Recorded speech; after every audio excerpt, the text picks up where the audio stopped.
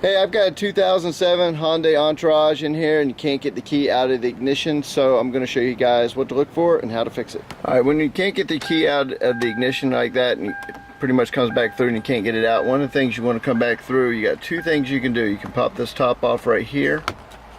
You pull that out of the way, you can kind of look down there and see that. The other thing too is you got two Phillips head screws, so when you get it down right here, just take these two Phillips head screws out right there. Get this guy out of the way. Got one more below.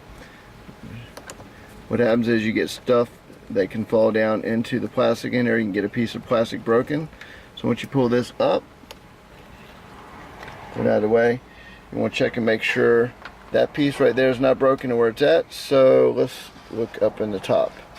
And when you push in your button, right off the bat you can almost see what it is. There's a piece of trash right up in the top right there, and there it is. So that's the culprit right there. That little teeny piece had gotten stuck right where you push your button in, so that way you can get your key out. It was stuck, and that's from where someone has pulled the top off and put it back on. So at that point you can pretty much put it back together, and we'll go ahead and get the screw back in and see if it lets the key come out. Alright, now everything's put back together.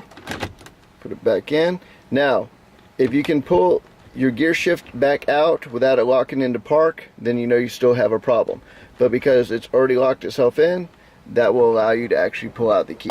So once you come back over here, there you go, key's out, problem's fixed. So hope that helps you guys, and I'll catch you on the next one. Love 59 videos out.